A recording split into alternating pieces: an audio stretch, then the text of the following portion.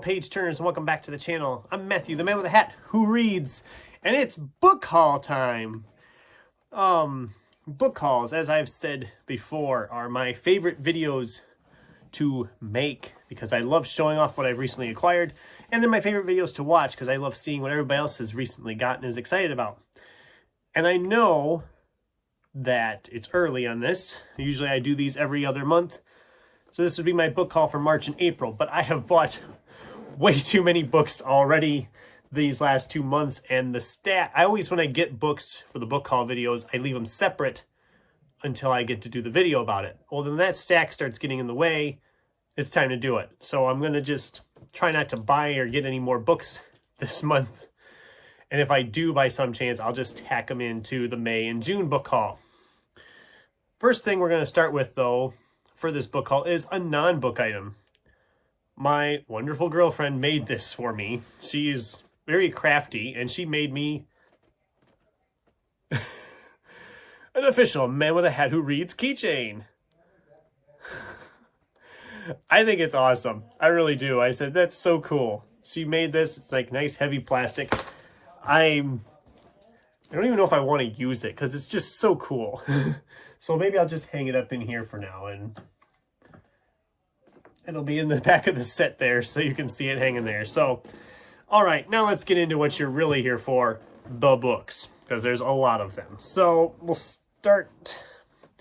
I had 2 different orders from the Edward R. Hamilton Bookseller Company come this month, so we'll start with that. First thing we have here is Michael Z. Williamson's A Long Time Until Now. I briefly talked about this book, I think, in an earlier video. It sounds like a bunch of different warriors from different time periods have all been kind of thrown into this ancient dinosaur era time, mammoths and stuff. And yeah, because Imperial Romans, Neolithic Europeans, and a small cadre of East Indian peasants, along with 10 U.S. soldiers from Afghanistan. It sounded really interesting. I did not look at how thick this was. This book is 940 pages long. It's a beefy boy. I don't know when I'll get to this, but it sounded fun. I will read it at some point. We have Brad Meltzer and Josh Mensch's The First Conspiracy, The Secret Plot to Kill George Washington. I've read some of Brad Meltzer's fiction. I've never read any of these nonfiction ones he's done. The local library had a couple of them I never got around to reading, but they didn't have this one, so I picked it up for $4.50, $5. I thought, you know what, for that, it's worth trying for that. Fred Van Lent's 10 Dead Comedians. This is a murder mystery, humorous thing. I previously read his novel, The Con Artist. I really enjoyed it. I'm excited to read this one too. I mean, the cover art is just phenomenal. There's so much going on that cover. And it sounds like a fun time. It sounds like an Agatha Christie type mystery without Agatha Christie, which is kind of it just sounds like a lot of fun. So I can't wait to tackle this one at some point.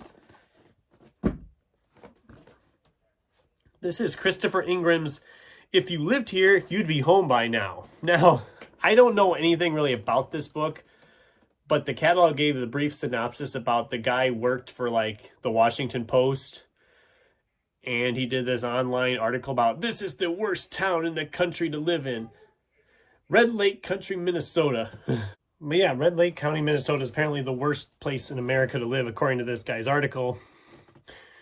And then he moves there with his family. And I'm like, this just sounds like a comedy film waiting to happen. Why hasn't this not happened? I thought, you know what? I'm curious. I want to read it. So I'm going to hopefully read this next month because it sounded really good. And I can't wait to kind of crack it open. All right, so then I had an order come. Oh, wait, never mind. A couple more yet here. Forgetting, I have so many books here. I can't keep track of them all. The Unlikely Escape of Uriah Heep. I don't know a lot about it. It sounded like a fun fantasy-esque type novel. It's a nice hardcover. It wasn't too badly priced, so I gave it a try. And then Adrian McKinty's The Island. I had loved his book, The Chain. Been wanting to read his newest one. Found this nice paperback in there for $5. for that, I'm like, you know what? I'm going to do it for that. I seem to have misplaced a book. That's not good. What was the other book I had in that order? Oh, never mind. This is it. Never mind. Okay, so then I had an order come from Thrift Books. This is KJ Parker's The Company. It's a fantasy novel. War veterans decide to colonize an abandoned island. It sounded interesting. I'd heard somebody talk about it on BookTube, and I thought it sounded good.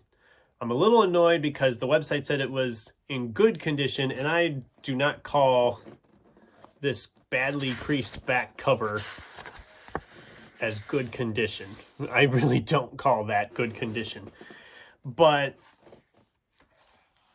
I am excited to read this at some point. I'm not sure when it will be, but it sounded really good, and I heard somebody talk about it. I wish I could remember who. It might have been Patrick Ryan. I don't know. It might have been him. I can't remember. It might have been Mike. I don't know who it was. But then we have Jerry B. Jenkins' Riven, a novel. I'll be honest, I don't even know what this book is about anymore. I've been looking for this dang book for like 3 years and finally found a copy through Thrift Books that I grabbed at and so I can read it. Jerry Jenkins, I've read some of his stuff before and it usually goes by pretty quick. It's thick enough, but like I said, it'll probably fly right by. Don't know when I'm going to read this, but I will read it at some point. Then we have Matt Haig's The Radleys. I am a huge fan of Matt Haig's stuff. I love his novels, The Humans, How to Stop Time. The Midnight Library was really good. This is one of his earlier ones. It's a vampire story. I'm on board with that. Like I said, I'm a huge fan of his stuff. So I'm very curious to read this one. This is another one I'm going to try to tackle next month is my plan right now. Because, I mean, it's a vampire novel, and it's Matt Haig. Matt Haig is great. If you haven't read any Matt Haig, what are you waiting for? All right. We're maybe halfway, maybe not, I don't even know. So then I had another order from ERH, Edward R. Hamilton Bookseller Company. We have The Fall of Cully by M.R. Carey. This is the third and final book in that trilogy. I haven't read any of them yet, but I've gotten good deals on all of them. I'm hoping to start the trilogy later on this summer. I'm thinking like maybe June, July, August, or July, August, September, something like that is kind of what I'm looking at to do with them. This is the thickest of the three, but I have been a fan of Carey's stuff for a while, so I'm curious to dive into that. We have Kieran Shea's Off Rock, which the cover says it's a damn good time. This is a sci-fi novel. Sounds like they find gold on an asteroid and he's trying to smuggle it off. This guy is mining it. I don't know. It sounded fun. It's not terribly thick. It'll be a good one for Sci-Fi September. So I figured, why not? And another one for Sci-Fi September, even though this is more of a memoir than a sci-fi. This is Anthony Daniels' I Am C-3PO, The Inside Story. This is a book I've been wanting to read for a while. Finally found a copy of it on sale. One thing that bothered me, though, is the print. The print is freaking tiny. It's no wonder the book isn't that thick. The print is so tiny. But I am excited to read this. I'm a Star Wars fan, as you all know. This should be a good companion to Star Wars for me. I'm looking forward to it. Okay. So if that wasn't enough, I then made a trek down to Half Price Books and Barnes & Noble because, you know, that's what I do. I like to buy a lot of books. This first one I found for like $2. This is the novelization of the movie Maverick by Max Allan Collins. The movie's hilarious. If you haven't seen the movie, you should definitely check it out. It's probably 20 some odd years old by now, but I figured this would be a good one for June on the Range. I've got like 5 or 6 Westerns planned for June on the Range now, but this will be a nice quick read. I should devour that pretty quick. Found a copy I've been looking for a while. It was Stephen King's Cujo. I have not read this one, but I wanted to, so I'm ready to dive into this one, probably in October of Horror. We have Matt Hill's Graft. This is a sci-fi novel from Angry Robot. I've talked a lot about Angry Robot, and their cover game is, like I said, top notch. It's a fantastic cover. Again, I don't know a lot about it, but it sounded really good, and I can't wait to dive into it at some point. We have Richard Kadri's Butcher Bird. This is, I think, his first novel he wrote, and I have never picked this one up, never found it anywhere. I've looked around different places, never found it, and then I found it. So it sounds like it's more in the vein of the Sandman Slim novels, which you know I love that series. It sounds very similar to that. He lives in San Francisco and owns a tattoo shop. He has a favorite drinking buddy. There's demons. I mean, it sounds more like the Richard Kadri I know. So, we also found a copy of Taylor Jenkins Reid's The Seven Husbands of Evelyn Hugo. I read this from the library. I really enjoyed it. Wanted to get a copy for my own to put with my Daisy Jones copy that I love. If you haven't read this book or Daisy Jones, I implore you to do so. They are easily my favorite books by Reid so far. Not that she's really written a bad book, but those are my two favorites. And this one, Daisy Jones just barely edges out this one, because I loved both of these. This one, I mean, it's the old Hollywood movie stuff, and I'm a huge movie guy, so I love it for that. And then there's Pierce Brown's Morning Star. Now, if you've been following the channel for a while, you know I picked up Red Rising and Golden Sun in the past. And they were these British editions, so they were a little bit smaller than the normal paperback from the trades around here. And I've been looking ever since to get my hands on Morning Star, because I wanted the matching set. Because I didn't want one book to be bigger than the rest of them. And I finally found it when I was down there. I was like, yes, I finally got it. So yeah, they're all the same size. They're going to look good on a bookshelf when I get myself another bookshelf someday. And now I can go in, because I'd heard Golden Sun kind of ends on a cliffhanger, so I didn't want to dive into that until I had the third one at hand. So now I can finally go back and read Golden Sun and move into Morning Star. I've talked about him on the channel before, but this is another book by Simon Rich. This is Ant Farm and Other Desperate Situations. And it's very short, and it looks like it's just like little short story type deals. They're like a page and a half, 2 pages, 4 pages at most. He is becoming one of my favorite satirical writers. I'm loving his stuff so far.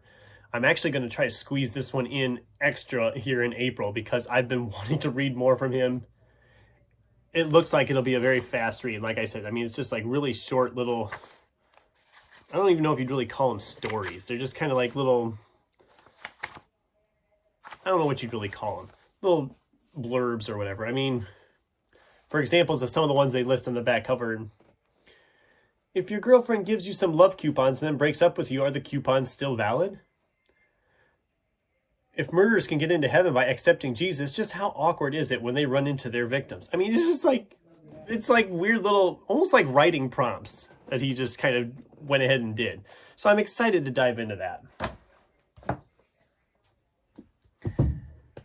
Okay, we have Mickey 7 by Edward Ashton.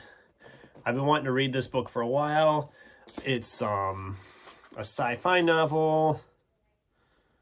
Mickey Barnes is an expendable, now on his 7th iteration, living and dying among his fellow colonists on the near uninhabitable ice world of Niflheim.